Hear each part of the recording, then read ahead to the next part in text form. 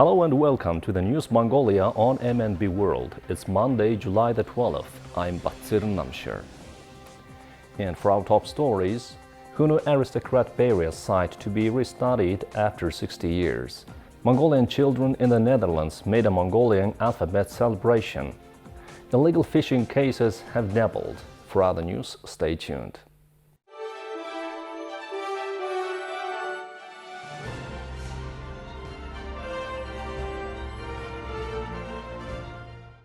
"60 years ago, Mongolian and Hungarian scientists studied the burial site of Hunnu aristocrats that's located in Ulaanbaatar. This year, archaeological research will be done again by experts of the two countries. A Hunnu aristocratic burial site called Bihinga Memorial in Ulaanbaatar was first detected by a joint research team of Hungary and Mongolia in 1960. In 1998, the site was listed as an immovable historical and cultural memorial of Mongolia. Yesterday, the research team commenced the archaeological study, which will continue for 45 days. Through this study, the researchers aim to enrich the previous study with newly revealed evidence. There are 13 burial sites of Hunnu aristocrats found across the Eurasia region. 9 of them were found in Mongolia. Well-known burial sites are Noyung Ol and Qoldmot. Currently, we are conducting a renewed study at the Bihinga Memorial, which is located in Ulaanbaatar. We are aiming to resurrect Hunnu culture. We want to learn more about our ancestors, especially Attila Han came from this lineage. Through this study, we aim to confirm whether the information written in the old manuscripts is correct. The archaeological project at Bihinga Memorial will also focus on protecting the site and develop it as a historical tourist site destination, so that visitors can enjoy watching the invaluable legendary site of 2,200 years of history at the capital city. Mongolian children in the Netherlands made a Mongolian Alphabet Celebration after online schooling. Currently, the Netherlands has lifted its lockdown. Journalist Batbayer Bayra delivers the report from the Mirgen School of Mongolian Language. The Mirgen Mongolian Language and Culture School in the Netherlands opened in October last year with 9 children. After only 2 classes, the school had to close due to the pandemic. However, the teachers continued the program and taught Mongolian language online. Now the students have completed the intermediate level of Mongolian and learned to read and write. Even though they studied online, our students successfully learned the Mongolian language and culture. Now they are sharing with their parents what they have learned, including songs, dances, riddles, and proverbs. My daughter learned to read and write very well as a result of attending online classes for a whole year. She also took an online dance class and taught dance to the girls in her class. She did a great job. During online schooling, children tried to speak only in Mongolian to each other. Parents were happy to see their children learning Mongolian customs, even though they are far away from their homeland. Officials report that illegal fishing cases have doubled. A high amount of fish has been caught by destructive fishing practices, such as using explosives. Currently, it's the breeding season for some species of fish. As for the fish of Buyur Lake in Tornot province, its reproduction cycle is from about May the 15th to August the 1st. However, traces of blast fishing were found near Buyur Lake, which is regarded as an illegal method of catching fish. Without proper legal understanding, citizens are hunting fish during the mating season and violating environmental law. They are also hunting in protected areas. These serious violations have definite penalties as provided by law. Blast fishing not only kills lots of fish, it also destroys the nearby environment and living organisms. Blast fishing is used for mass destruction. It sends shock waves through the water. This practice is totally unacceptable and prohibited by law. We encourage anglers to be ethical by using fishing rods, a barbless hook, and return the fish to the water. Fish spawning is different for each species. Generally, it continues for about 2.5 months. It's strongly forbidden to catch fish during this time as it severely affects the fish population. You're watching News Mongolia on MNB World. Now let's take a look at currency exchange rates provided by Mongol Bank.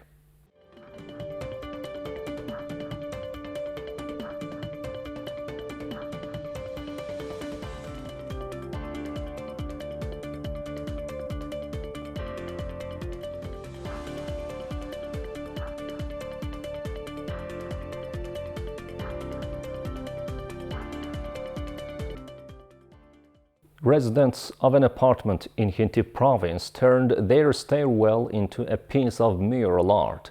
24 households joined the art project using their own funding. Now they are living in a picture-filled stairwell.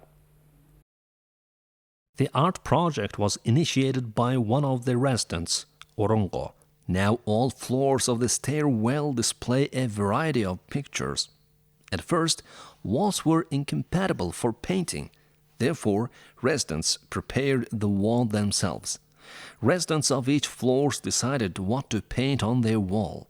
Most of them chose cartoon characters, nature and Mongolian lifestyle. Then all the pictures were drawn by artist and woodcarver Jargalma, who is known for her street art projects. Residents say the pictures make them happy. We moved into this apartment in 2015. In the beginning, the stairwell was clean. Later, children started scribbling on the walls. Every time I look at them, I felt uncomfortable.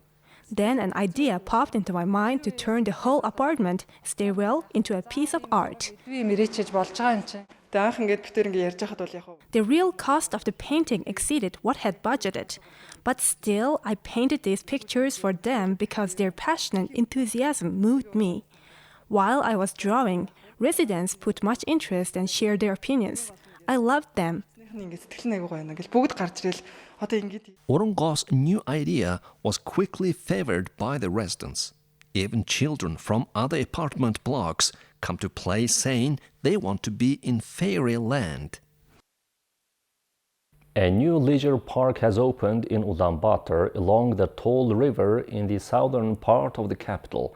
With the name Michel, Smile in Mongolian, the 11-hectare park is an environmental learning space meant to help people connect to the natural environment. Mongolia's third longest river, the Tol River, flows across the southern edge of Ulaanbaatar. 11 hectares along the riverbank have become an environmental learning park featuring the rare native plants of Mongolia. It took 2 years to complete construction of the park without damaging the land's natural state. Visitors to the park can enjoy recreational areas including playgrounds, basketball and volleyball courts, river terraces, and educational displays. I love this park and I feel happy to be here. It's the first recreational area along the river that we can enjoy. We strolled all across the park. This place is nice for children to play in. Since there's a parking lot, it could be our regular visiting spot.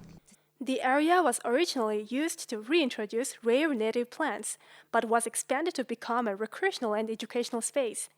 The park is open to the public 24 hours a day, but park rules will be enforced. Children under 12 are not allowed to enter unattended. Alcohol is not allowed on the premises. No commercial activities are allowed, and no smoking is permitted within the park. The park officially opened on June 12th, but due to the increasing number of new COVID-19 cases, the park is temporarily closed. Following this, let's take a look at the weather forecast for the world's major cities.